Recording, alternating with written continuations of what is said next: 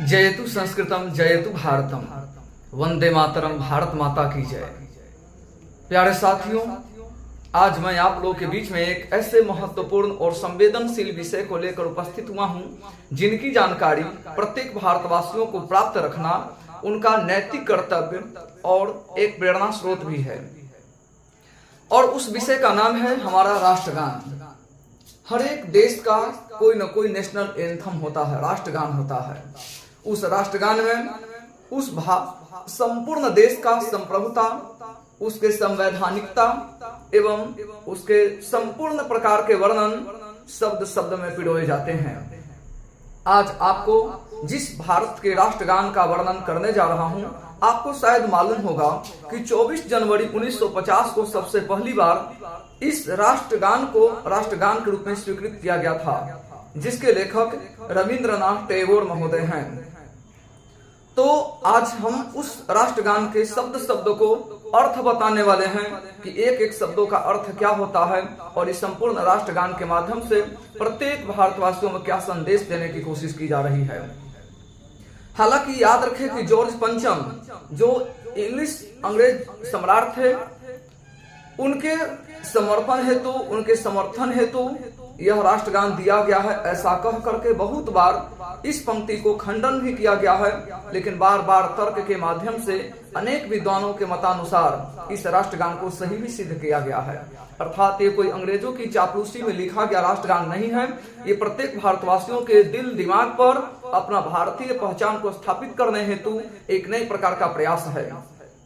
इसे गाने में 52 सेकंड का लगभग समय लगता है और इस अवधि में हर व्यक्ति सावधान मुद्रा में खड़े होकर के इसे सलाम करने की मुद्रा में अपने राष्ट्रमाता को समर्पित करते हैं।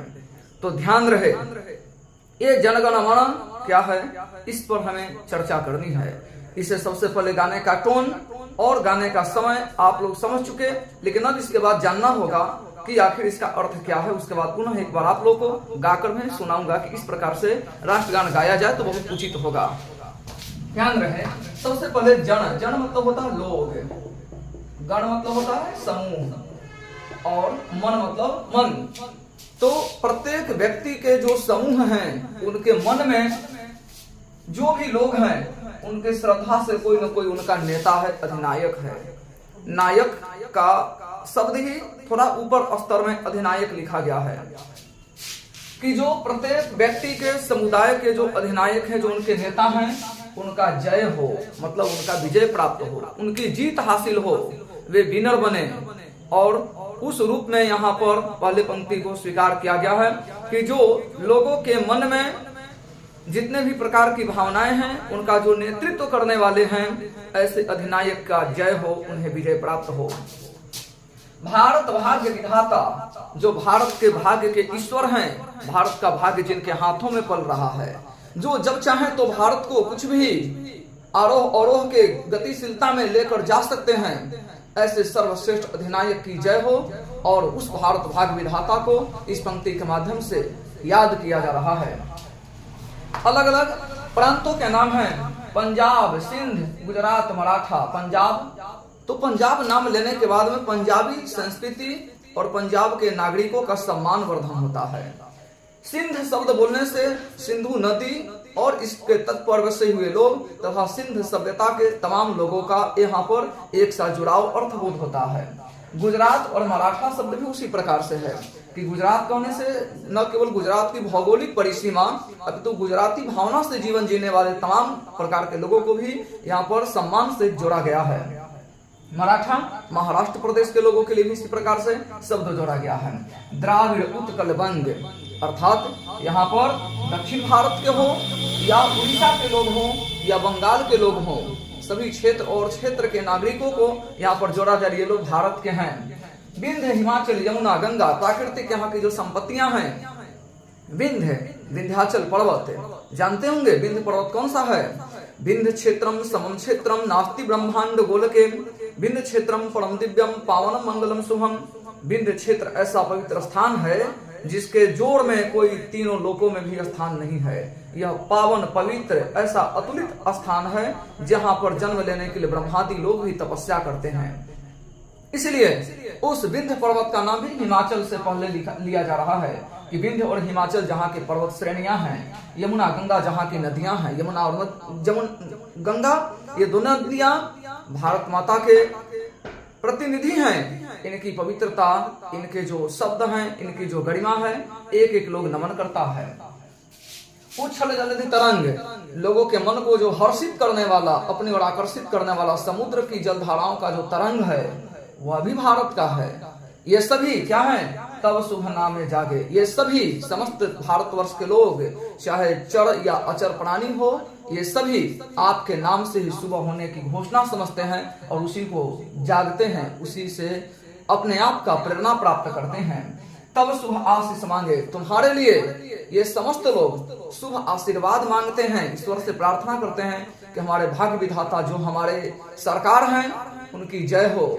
जो लोगों के मन में उत्पन्न जितनी भी भावना उनको सम्मान देने वाले हैं उनका जय हो।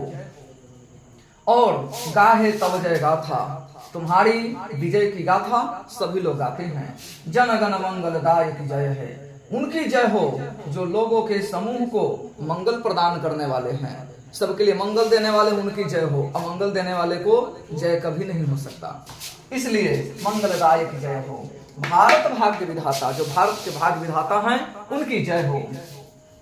जय हे जय हे जय हे, अर्थात एक बार नहीं, दो बार नहीं, 3 बार जय हे। मतलब एक बार में शायद ऐसा लगता है कि संशयात्मक दृष्टिकोण से शब्द का प्रयोग किया गया है, दूसरे बार में भी संशयात्मक हो सकता है, लेकिन कोई एक ही शब्द को 3 बार रिपीट कर रहा है, शब्द का बार बार पुनरावृत्ति कर रहा है, तो ये कोई गलतफहमी में और भ्रम में थोड़े ही बोल रहा है।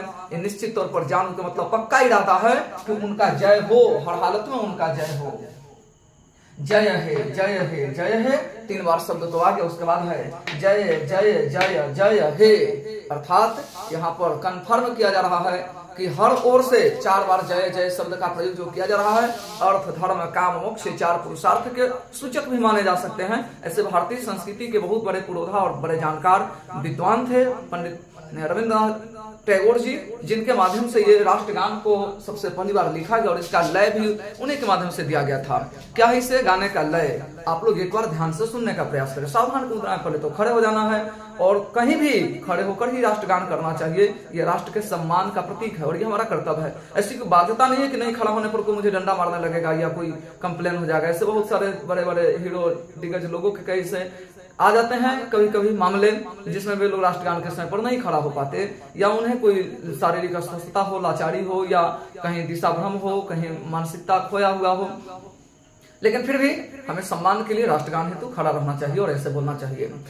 जन गण मन अधिनायक जय हे, भारत भाग्य विधाता, पंजाब सिंध गुजरात मराठा, द्राविड़ उत्कल बंग, विंध्य हिमाचल यमुना गंगा, उच्छल जलधि तरंग, तब शुभ नामे जागे, तब शुभ आशीष मांगे, गाहे तब जय गाथा। जन गण मंगलदायक जय हे, भारत भाग्य विधाता, जय हे जय हे जय हे जय जय जय जय हे, भारत माता की जय। इसी प्रकार से हमें राष्ट्रगान को सम्मान देना है, गाना है और इसका पुनरीक्षण बार बार करते रहना है और न केवल गाना है तो इसका अर्थ भी जानना है। इसी प्रकार से ऐसे नई जानकारी हेतु आप लगातार जेतु संस्कृतम चैनल के साथ बने रहें। कुछ न कुछ रेगुलर आपको क्लिप दिए जा रहे हैं। धन्यवाद।